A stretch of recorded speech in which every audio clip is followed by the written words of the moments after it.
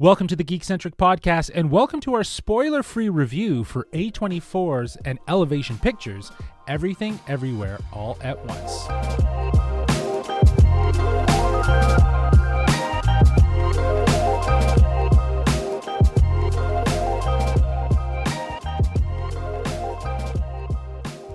Hello, I'm JLaw, but you can call me Justin. And if you're joining me for the first time, well, we are Geekcentric, a podcast celebrating the world of movies, TV shows, toys, collectibles, gaming, and all things geek-centric. As mentioned, today we're sharing our spoiler-free thoughts on Everything Everywhere All at Once from the minds of Daniel Kwan and Daniel Scheinert, collectively known as the Daniels, which is out in theaters as of today, April 1st, in selected cities, but will be hitting wide release in theaters as of April 8th. A huge thanks to our friends from Elevation Pictures here in Canada, who, along with the Toronto Real Asian Film Festival, invited us to a screening here in Toronto. So thank you so much for letting us take part. Joining me for today's review, we have my multiversal brother, Kevin Hudson. How are you, man? I'm doing well. I hope to bring the prime version of myself to today's podcast. Yes, it is only the alpha versions of ourselves today. Nate, he was unable to join us for this screening. Obviously, he lives in Halifax, so it is just the dynamic duo. But let's not waste any time. Let's get right into it. Everything, Everywhere, All at Once stars Michelle Yeoh, Kwan, Stephanie Hsu, James Hong, and Jamie Lee Curtis, directed by Daniel Kwan and Daniel Scheinert, collectively known as the Daniels. The film is a hilarious, big-hearted sci-fi action adventure about an exhausted Chinese-American woman, played by Michelle Yeoh, who can't seem to finish her taxes. Needless to say, that is the simplest version of this story because it is so much more. Kev, let's start with you. I want to know your thoughts right off the bat because I know you went into this pretty fresh. You didn't even watch a trailer or anything like that. So I'm dying to know, what you thought and what worked for you. That was definitely by design. I wanted to know as little as possible. Just because we were given this opportunity, and so I was going to see this movie no matter what, and so I wanted to go in with fresh eyes. Really, the only thing I had seen was the poster, and it is such a bright, bold, beautiful poster that really captures the adventure you go on when you see this movie. I have to say, because I didn't know much, I didn't know where to set my expectations, and so this easily surpassed all of those. Trying to talk about the movie without giving anything away will definitely be difficult, but I think the less you know going into it, the better off you're going to be just strapping in and going on the ride. I will say, and this isn't a slight, this movie reminded me of so many great movies that we've seen both recently and in the past. There were notes of Spider-Man No Way Home, which might sound crazy, but seriously, there were lots of notes very similar to Turning Red, which we recently reviewed on the podcast. And there's even like a flair of Matrix thrown in. But that is not to say anything about the film's originality because it is so incredibly unique. It is so incredibly of itself. It is a unique, completely one-of-a-kind story, something I've never seen told quite this way on film before. Yeah, I think that you said it. It is a very original story and visual experience that, again, pays homage to so many different genres, so many different film types. You got some kung fu movie in there. You got some sci-fi adventures. You got definitely the multiversal qualities that it just feels so relevant given, as you pointed out, Spider-Man No Way Home and obviously Doctor Strange in the multiverse coming up. I think that's what works really well about this movie. It doesn't stick to one genre or one sort of trope. It's all just mixed into it to really create its own unique feeling. And I think that's done with a love for movies and for the type of movies that the Daniels really appreciate. That being said, too, I think that, because it doesn't necessarily stick to one genre, it is able to be a little bit more playful and have fun with it. So there was a lot of humorous aspects to it. Like, I think if you were to watch this trailer, you wouldn't necessarily anticipate it. Like, I was shocked at how much I was laughing out loud at things, but at the same time, it didn't ever feel like it was so out of place that it didn't deserve to be in this movie. Well, that's the thing it does so well is that it doesn't even just bounce from genre to genre, from one scene to the next. It's blending them at the same time. And so you'll have this almost horror element to what's going on the screen, but be laughing at the same time. You'll have this really out there sci-fi idea, but your heartstrings are being pulled at the same time. It's this amazing ability that they had to blend all of these genres so that it's just this fluid wave. You're almost bouncing around a multiverse of film genres as you go through this, and they're getting mixed up and put together as you go through. It was really wild. Well, I think what you're trying to say, Kevin, it's everything, everywhere, all at once. And I think that, again, that title definitely helps to kind of allude to the sort of multiversal qualities of this movie, but it is very much seen in so many different layers of this movie, exactly what you're talking about, the sort of genre mixing and how everything is just all at once, everything everywhere all at once. Like it's so poetic that title is chosen because it doesn't speak to one portion of the movie. It speaks to the entirety of the movie in so many different layers. So I love that. Let's talk about the performances, because like Michelle Yeoh, I think gives what I'm gonna call, probably, again, I haven't seen everything that she's done, but I'm gonna say that this is probably her best performance in her career.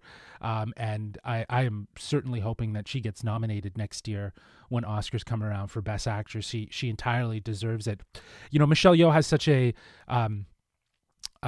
persona around her as an actress where she's such a high tier actress that this character felt so down to earth that it almost was contradictive to the type of character that we might see Michelle Yeoh, but she acts this flawlessly with such real emotion and just so down to earth. I was very captivated by her, and especially as we start, breaking out and seeing the alternates, they're different, but they all stay very rooted in core to who she is. I think she did an absolute amazing job. It's hard to talk about this movie without necessarily spoiling certain aspects. Absolutely, 100%. And I mean, from my experience with Michelle Yeoh, it is in a lot of almost action-based movies. You have Tomorrow Never Dies. You have Crouching Tiger, Hidden Dragon. You even have last year's Shang-Chi.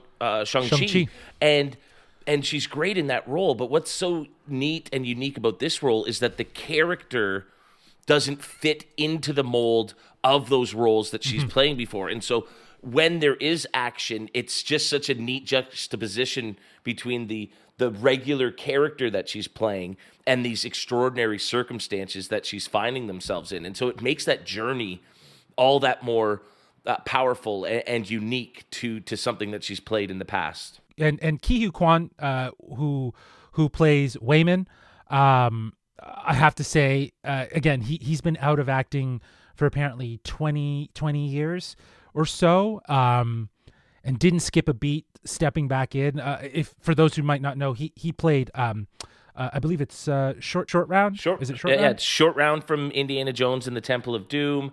It's Data, I believe it is, from the Goonies. In fact, the last North American role that he had was in 1992's Encino Man. Oh wow. Yeah, so he's had a couple I think obviously Chinese or Asian films since then, just two roles. But yeah, he's largely completely been removed from the acting world. And so just to see a character that was so prevalent in our childhoods through the Goonies and Indiana Jones, it was so neat to see him back on screen, and a little weird to see him in the role of being, a father and a husband. And it was a little surreal that there's that huge gap missing from our experience with him. But I think he pulled it off really well. He really helps carry the movie with his just affable charm. Absolutely, you nailed it. Affable charm. He has, and he's there's versions of him that are also very interesting, and I think he did such a great job of differentiating the multiple versions that we see of him, that they do feel very different from one another. Again, Jamie Lee Curtis is in this. James Hong is in this, and Stephanie Hsu. They play, main characters that serve a very integral part. Stephanie Hsu's character is very much is her daughter, who has some really important meaning to the multiversal qualities of the movie. I love James Hong. I think to see him as her father was absolutely charming and heartfelt, especially when we see again the multiversal versions of him. But Jamie Lee Curtis. Jamie Lee Curtis bringing in this action oriented, she was apparently very gung ho about getting herself, in the wires and stepping in. And I think that's awesome. And it shows that she really invested in this character.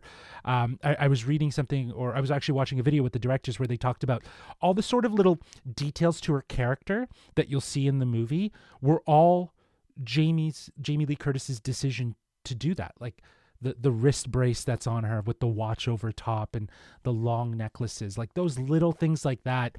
She built out her character. She was so committed to it. So giving herself again, that middle-aged body, if you will, exactly. Yeah. She created such a look for herself here, from the hair to everything. And, we get a few different versions of her, and she's just, you could tell she's all in this one. She is just chomping scenery with the best of them in this, and it is so fun. She is like over the top. She is in your face, and it just works so well for the character and the role that she plays in the movie. Yeah, again, this cast is fantastic. This story is unbelievable, and honestly, it has to be experienced in theaters. I know that maybe some people might still be hesitant or might not necessarily get out there, but when this movie hits, you got to see it in theaters. It is absolutely amazing.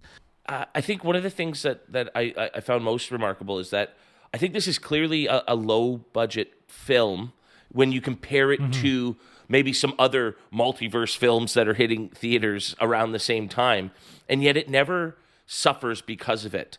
I think the action and the set pieces and everything is done in a way to make them feel larger than they probably were as they were being shot, given what resources the filmmakers had to work with. And I think they made the most out of everything that they had, and it really enhances the quality of the production. I mean, I have so little negative to say. I will say, to what I was just talking about, there was when the action first starts, there's a scene where a fight breaks out, and it was a bit clunky just at the beginning, and it was filmed in a way just at the beginning. There's one or two shots, and I thought, that looked a little, I don't know, it just looked a little cheesy, but it lasted for just seconds, and instantly it felt like it became a bigger budgeted spectacle action movie, and it all just worked from there. So again, there was just one or two little scenes where I thought, and then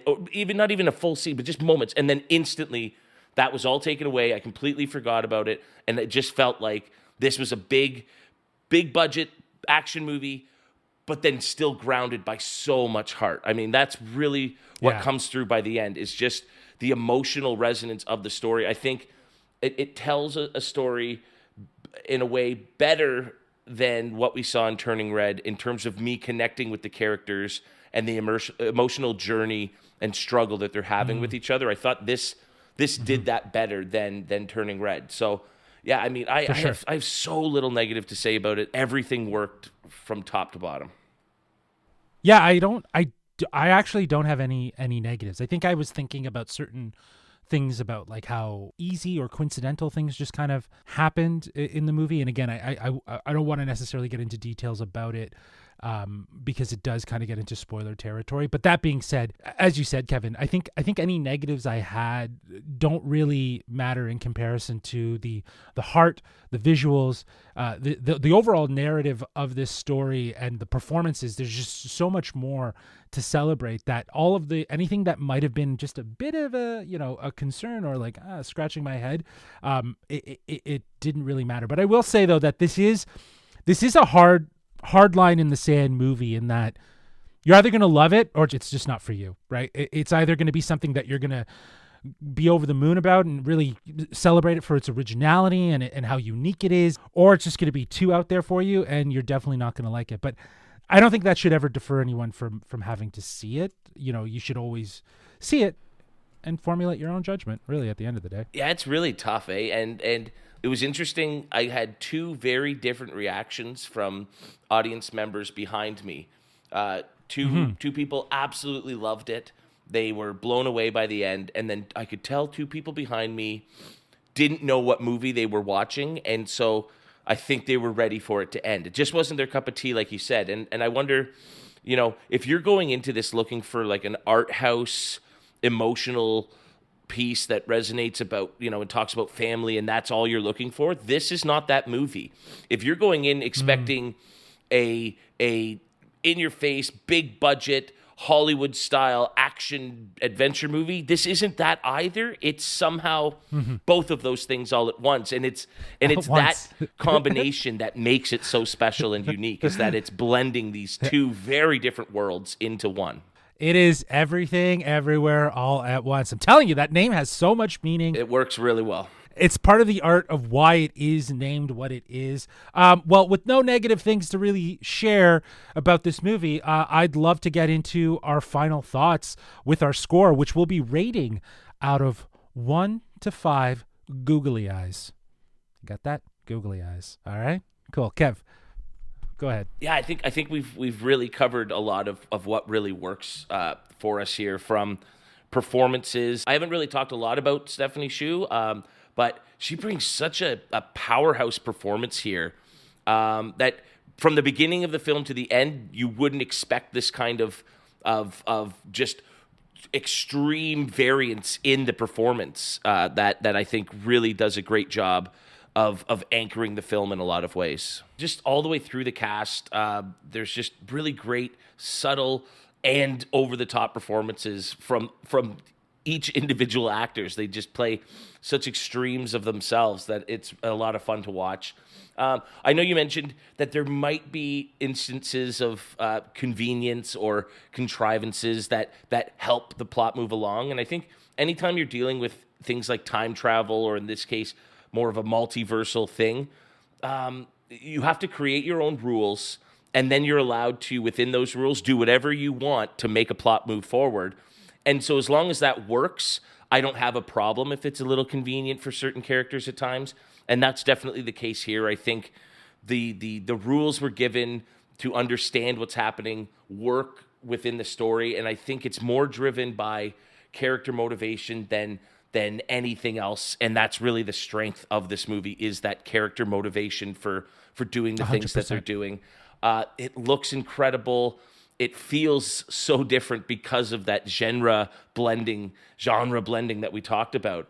And so, yeah, it's just such a unique, different film than anything I've ever seen. I'm really excited for the two filmmakers here, because I think this will be that big movie. I know they've had smaller success and they've made movies that the people who've seen them have enjoyed, but I think this is going to reach a lot more googly eyeballs.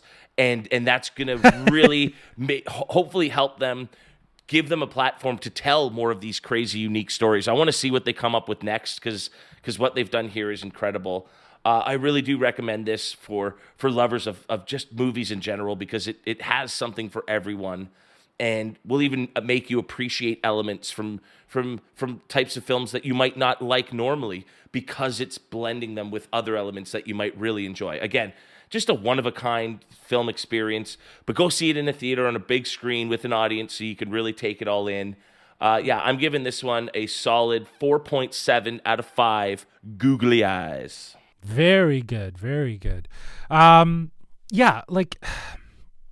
haven't been able to not think about this movie after seeing it. I really want to see it again immediately, just to really dissect more of it. This movie to me is an absolute masterpiece. It takes such big concepts, yet focuses the story around kindness versus darkness and despair, and the path that love can create, and sort of keeping things together. I think the Daniels, they focus telling a story that feels big in scope yet personal and intimate, while mixing their love of sci-fi, as we mentioned, or kung fu movies, paying homage to the Matrix, and even interjecting humor and real emotion all at once. Like it's a masterclass of how you don't need to be so rigid and pinned into one box. Everything can live harmoniously in one movie, and they do that so well.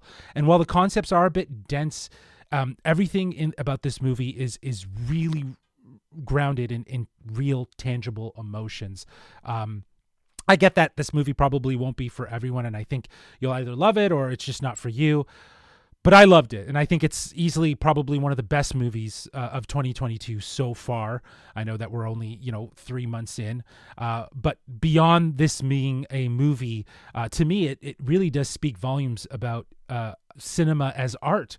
It really does embody that as it pays respects to all of the other movies that have come before it, and has this sort of genre blending, and it just, again, as I was pointing out before, from its genre blending to its multiversal topic to the emotions, it really does embody in its whole the title Everything Everywhere All at Once. So I'm giving this movie a 5 out of 5 googly eyes. It's probably top tier right now of 2022. Yeah, I was gonna say. I mean, I might be forgetting one or two, but I don't think I am.